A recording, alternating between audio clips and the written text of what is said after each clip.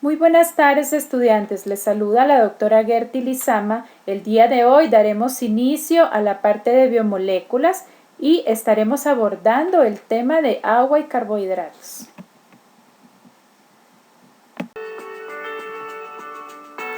Iniciaremos nuestro estudio de clase con el tema de agua. Identificaremos sus características generales y algunas propiedades del agua y estudiaremos algunos términos importantes para nuestro estudio.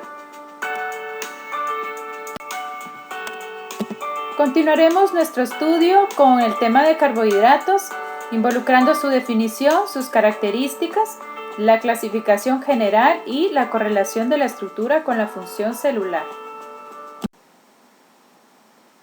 A manera de introducción hablaremos un poco acerca de la organización de la materia orgánica. Decimos que los niveles de organización de la materia orgánica van a ser los grados de aumento de complejidad de las estructuras desde un nivel atómico hasta el conjunto total de los seres vivos en la Tierra.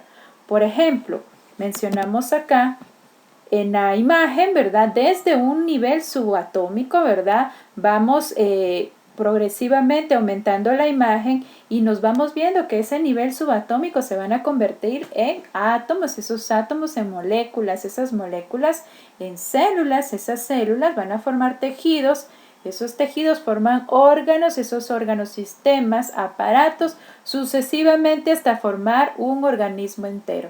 Entonces decimos que la estructuración de la célula y su actividad metabólica va a depender netamente de las características de las moléculas que la constituyen. Hablaremos un poco acerca del agua. El agua es un elemento esencial para poder mantener la vida de un ser vivo. Entre sus características generales están, esta molécula va a estar compuesta de 2 átomos de hidrógeno y 1 de oxígeno. Actúa como un papel importante como esqueleto universal de moléculas con importancia biológica, indispensables para la vida. Tiene un papel indispensable como solvente universal en los sistemas biológicos y es el componente más abundante de células y organismos. Decimos aproximadamente que la cantidad que tiene una célula de agua aproximadamente es del 75 al 85% del peso que tenga esta célula. El agua tiene propiedades netamente específicas que la convierten en un elemento idóneo para la vida. Hablaremos acerca de algunas propiedades específicas y únicas del agua. Su polaridad, cohesividad, alta capacidad estabilizadora de temperatura y como solvente universal. Estaremos definiendo cada una de estas propiedades a continuación. Propiedades del agua. Polaridad. El agua es una molécula formada por 2 átomos de hidrógeno y 1 de oxígeno. La unión de estos 2 elementos con diferente electronegatividad proporciona al agua características totalmente singulares. Hablamos entonces que esta polaridad va a ser responsable de la cohesión, de la capacidad estabilizadora de temperatura y de su propiedad como solvente universal. Cohesividad. Entendemos como cohesión a la atracción que tienen las moléculas por otras de su mismo tipo. Las moléculas del agua tienen fuerzas cohesivas fuertes gracias a que tienen fuerte habilidad para poder formar puente de hidrógeno entre ellas. Decimos entonces que esa tendencia a formar puentes de hidrógeno entre moléculas adyacentes hace que el agua sea tan altamente cohesiva. Esta cohesión va a ser responsable de alta tensión superficial del agua, así como un elevado punto de ebullición, calor específico y calor de vaporización. Cuando hablamos de esa alta tensión superficial, hablamos de una característica y como lo podemos ver en la figura de que los insectos, por ejemplo, puedan caminar sobre la superficie del agua sin romperla debido a esa alta tensión superficial. Hablaremos ahora acerca de la alta capacidad estabilizadora de temperatura. Esta es una de las funciones más importantes que tiene el agua. Hablamos del agua como el principal responsable del sistema regulador del organismo. Entonces, decimos que el calor específico elevado es una propiedad importante que le va a conferir al agua esa capacidad estabilizadora de temperatura, que va a derivar directamente de los puentes de hidrógeno entre moléculas adyacentes. Mencionamos entonces también una propiedad de calor de vaporización elevado. Decimos entonces que este calor de vaporización elevado se va a definir como la cantidad de energía que se va a necesitar para convertir 1 gramo de líquido en vapor. Mencionamos entonces que el calor de vaporización del agua va a ser alrededor de 540 calorías sobre gramo a 100 grados centígrados. Decimos entonces que va a llegar al punto de ebullición del agua. Abordaremos ahora algunos conceptos importantes para nuestro estudio. El comportamiento de una sustancia frente al agua, ya sea causando atracción o repeliéndola, la vamos a definir de la siguiente manera. Hidrofilia, cuando se tiene una clara afinidad por el agua. E hidrofobia, cuando se va a tener un comportamiento totalmente inverso. Podemos ver en las figuras que se presentan en esta presentación que vemos en la primera imagen una clara definición del agua con la sustancia que fue disuelta. Sin embargo, vemos la segunda imagen y estamos observando insolubilidad del agua con el aceite, demostrando hidrofobia de esa sustancia al agua. Vemos entonces los términos de apolar y apolar. Cuando vemos moléculas no polares, verificamos que no hay diferencia en la electronegatividad entre sus átomos, mientras que las moléculas polares podemos verificar una diferencia de la electronegatividad entre esos átomos con un polo positivo y uno negativo. Abordaremos el tema de moléculas orgánicas. Podemos definirla como moléculas que contienen carbono y que se encuentran en los seres vivos. Hablamos de que van a ser aquellas que pueden formar enlaces covalentes con átomos como el oxígeno, hidrógeno, nitrógeno y azufre. Entre estas moléculas orgánicas estudiaremos las biomoléculas. Las biomoléculas las conocemos como macromoléculas o moléculas de la vida, y están definidas como moléculas altamente organizadas que van a formar la estructura y llevan a cabo funciones en la célula. Biomoléculas las dividiremos en 4 categorías: carbohidratos, lípidos, proteínas y ácidos nucleicos. A continuación, en la imagen tendremos una visión general de los tipos de moléculas biológicas que componen varias estructuras celulares, como por ejemplo los carbohidratos como la celulosa siendo parte importante de la pared celular. Miraremos las proteínas como parte importante de los microtúbulos. Verificaremos los lípidos como parte importante de las membranas plasmáticas y verificaremos el DNA como parte importante de esa información genética que vamos a tener dentro del núcleo.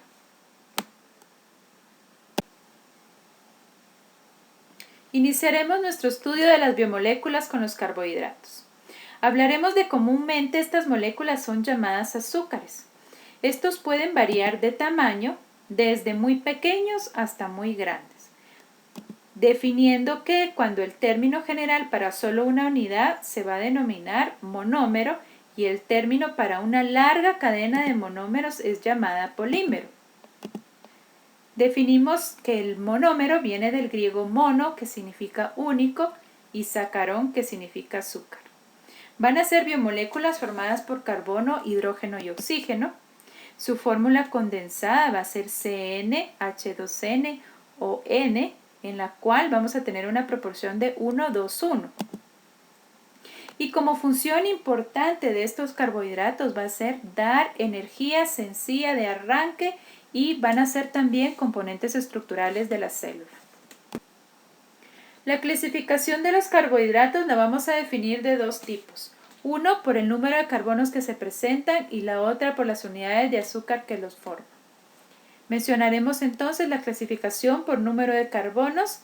Triosas cuando tenemos 3 carbonos dentro de la estructura, como por ejemplo el gliceraldehído y la dihidroxiacetona. Tetrosa cuando se presentan 4 carbonos como la eritrosa.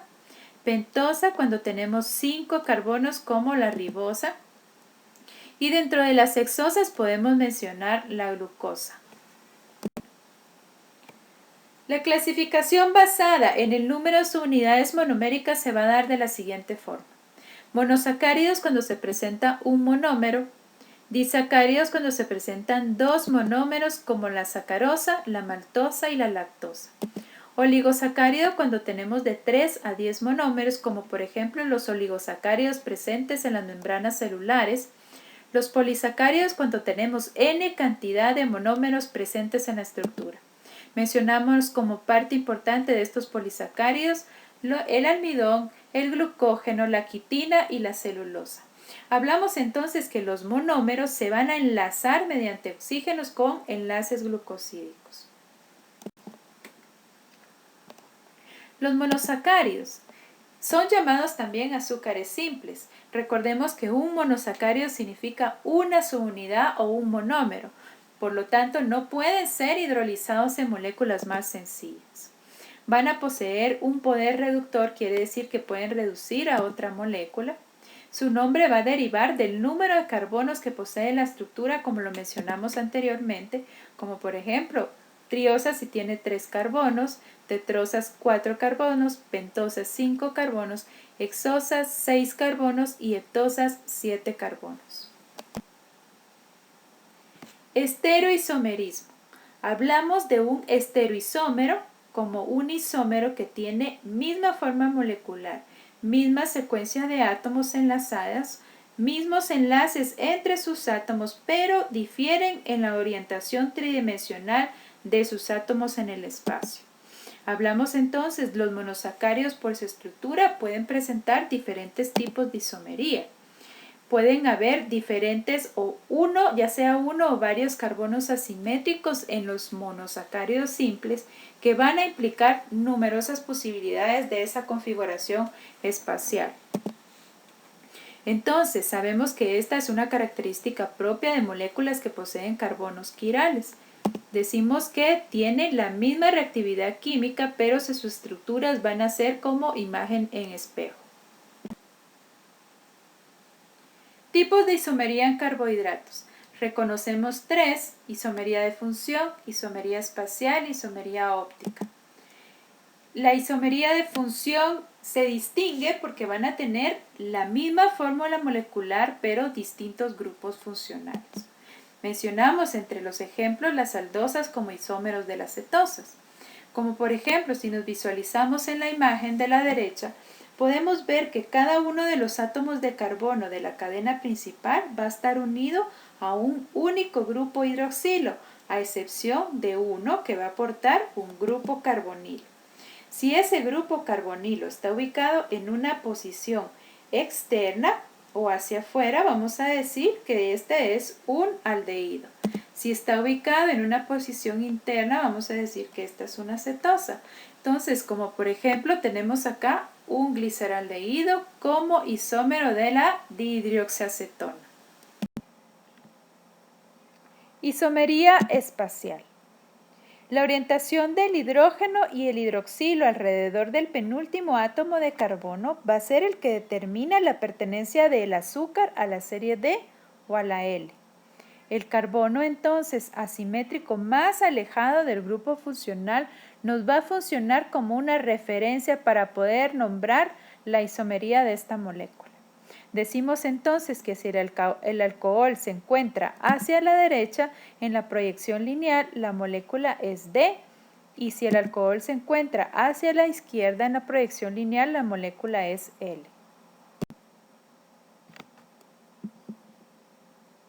Isomería óptica. Si la desviación se va a producir hacia la derecha, vamos a decir que este isómero es dextrógiro y vamos a representarlo con el signo más. Si la desviación va a ser hacia la izquierda, decimos que este isómero es levógiro y lo vamos a representar con el signo menos. La tabla que se presenta en esta diapositiva evidencia ejemplos de monosacáridos clasificados de acuerdo al número de carbonos presentes dentro de su estructura, clasificados de igual manera en isómeros como aldosas y cetosas según la numeración de carbonos presentes dentro de cada uno de ellos. Continuaremos con la clasificación en base a los números de monómeros presentes dentro de la estructura. Los disacáridos van a ser llamados también un tipo de glúcidos que van a estar formados por condensación de dos monosacáridos mediante un enlace o glucosídico. Mencionamos entonces la lactosa, la sacarosa, la maltosa. Y les coloco aquí algunos ejemplos en los cuales podemos encontrarlos. Por ejemplo, la lactosa en la leche, la sacarosa, que es llamada también azúcar de mesa, la maltosa en la miel. Veremos a continuación cada uno a detalle. Antes de abordar los tipos de disacáridos más comunes en nuestra dieta, vamos a explicar un poco acerca del enlace glucosídico. Los azúcares van a unirse mediante enlaces glucosídicos covalentes para poder formar moléculas más grandes o polímeros. Cuando nosotros nos visualizamos en la figura, vemos que este enlace glucosídico se va a formar por una reacción de deshidratación. Podemos visualizar esa pérdida de una molécula de agua que causa que se dé la formación del enlace. Mientras que al tener una hidrólisis, eso significa agregar una molécula de agua, este enlace automáticamente se rompe. Los tipos de enlace glucosídico son O-glucosídico y N-glucosídico. O-glucosídico se va a realizar entre dos OH de dos monosacáridos, tal cual estamos viendo en el ejemplo de la figura. Cuando vemos un N-glucosídico se da entre un grupo OH y un compuesto aminado. Por lo tanto, esto me va a formar finalmente un aminoazúcar. Isómeros alfa y beta. Cuando la glucosa forma anillos, el grupo hidroxilo del carbono 1 puede observarse orientado hacia diferentes lugares. Hacia abajo como un isómero alfa y hacia arriba como un isómero beta. Los enlaces alfa pueden ser muy fáciles de hidrolizar, presentes en azúcares de reserva energética. Los enlaces beta pueden ser muy difíciles de hidrolizar y van a estar mayoritariamente presentes en azúcares estructurales.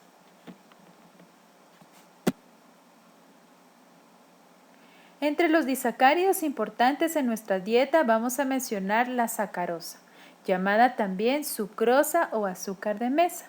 Está compuesta por dos monómeros, siendo estos glucosa y fructosa, los cuales se van a unir a través de un enlace alfa 1,2. Lactosa. La lactosa está compuesta por dos monómeros, siendo estos galactosa más glucosa. Va a estar presente en la leche de los mamíferos y podemos mencionar que esta va a tener un enlace beta 1,4. Maltosa. Maltosa es un disacárido compuesto por dos glucosas unidas por un enlace glucosídico alfa 1,4. Se va a conocer también como maltobiosa o azúcar de Malta. Va a aparecer en algunos alimentos como granos de cebada, lo vamos a ver formando parte de productos como la cerveza, la miel, y decimos que es un disacárido producto de la hidrólisis del almidón y del glucógeno.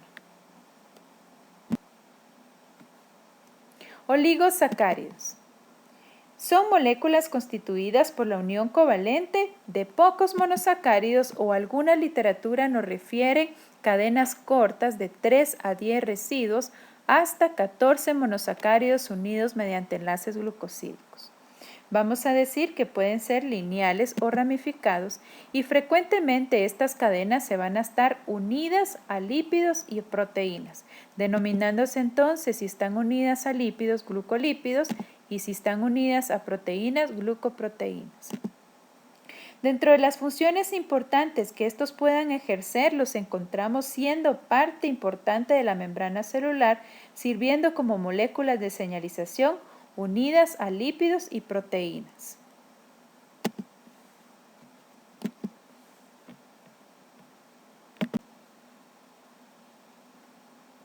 Polisacáridos. Los polisacáridos van a representar polímeros largos de muchas unidades, de cientos o miles de monosacáridos unidos a través de enlaces glucosídicos. Sabemos y volvemos a repetir que ese enlace glucosídico va a estar formado por una reacción de deshidratación. Las sustancias, por lo tanto, van a ser de un peso molecular bastante alto y forman dispersiones coloidales en agua. Clasificación de polisacáridos. Iniciaremos a definir los términos de homopolisacárido y heteropolisacárido. Homopolisacárido significa que este polisacárido va a estar formado por monómeros idénticos unidos a través de enlaces glucosídicos. Mencionamos entre este la celulosa, almidón, glucógeno y quitina. Mencionamos entonces los heteropolisacáridos que van a estar formados por disacáridos que se van a repetir. En este ejemplo mencionamos el ácido hialurónico. Entonces vamos a clasificar los polisacáridos como reserva nutricional y como polisacáridos estructurales. Dentro de los de reserva podemos mencionar el almidón y el glucógeno, siendo el glucógeno parte importante de animales y hongos, y el almidón como reserva en vegetales. Dentro de los estructurales mencionamos la celulosa, la cual podemos encontrarla en la pared de los vegetales, la quitina como parte del exoesqueleto de algunos animales como los artrópodos y en la pared de algunos hongos, y los glicosaminoglicanos. Glucógeno. Es un polisacárido de reserva energética formado por cadenas ramificadas de glucosa. No es soluble en agua, por lo que forma dispersiones coloidales. Es considerado un homopolisacárido. Los enlaces glucosídicos se van a dar a través de un enlace alfa 1,4 y va a presentar puntos de ramificación cada 8 a 10 unidades de glucosa con enlaces alfa 1,6. Dentro de las funciones importantes que este glucógeno pueda tener, hablamos de que esta es la forma de almacenaje de energía química de carbohidratos en el hígado y músculo de los animales.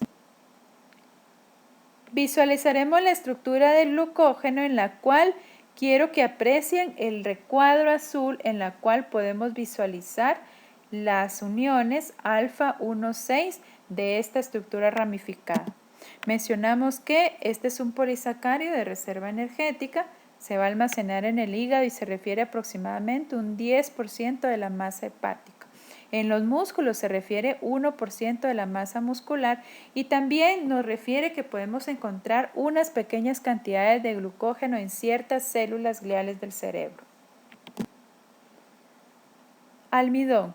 Almidón es un homopolisacárido que se encuentra funcionando como reserva energética en los vegetales. Está compuesto por dos polímeros diferentes, la amilosa y la amilopectina, siendo la amilosa un polímero lineal de glucosas con enlaces alfa 1,4, representando esta un 25% del almidón total, mientras que la amilopectina es un polímero muy similar a la estructura del glucógeno, la cual la vamos a encontrar con puntos de ramificación, solo que en este caso los puntos de ramificación van a estar dados cada 12 a 20 subunidades. En estas imágenes podemos apreciar la estructura de la amilopectina y el glucógeno, identificando cada uno de los enlaces en sus ramificaciones correspondientes. Visualizaremos en la parte de abajo una visualización microscópica de células de papa, en la que podremos ver los amiloplastos, y estos amiloplastos han sido identificados a través del reactivo de Lugol con esta coloración morada o violeta que está identificando el almacenaje de almidón dentro de esos amiloplastos.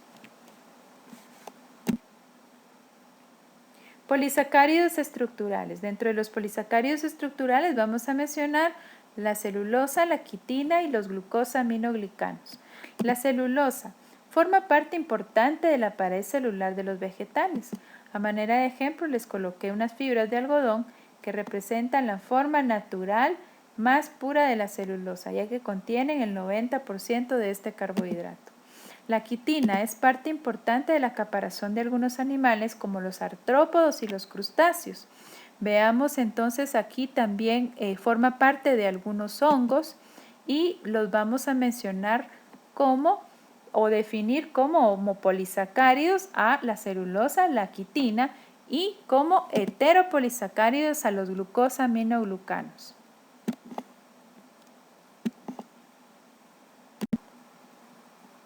Celulosa. Celulosa es un homopolisacárido compuesto de moléculas de beta-glucosa unidas por enlaces beta-1,4.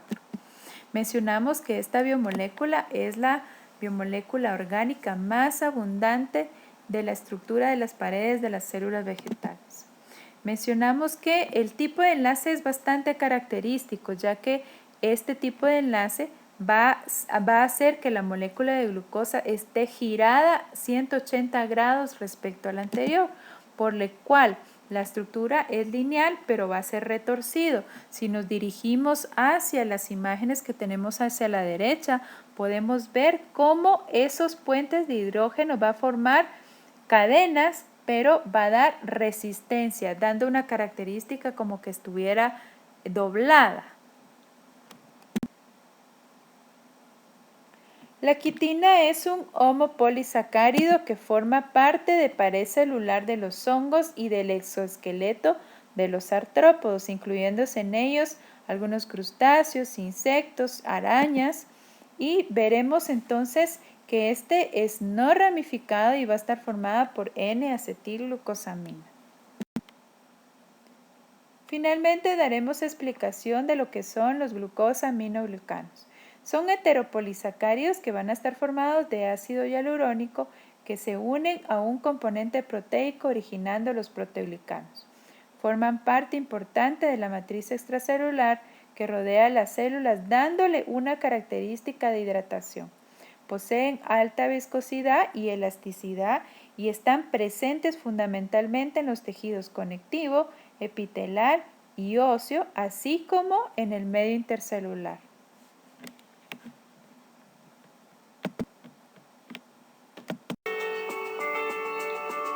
Muchas gracias estudiantes por su atención. Espero que esta clase haya sido de apoyo para su tema de agua y carbohidratos y haya colaborado a su educación a distancia.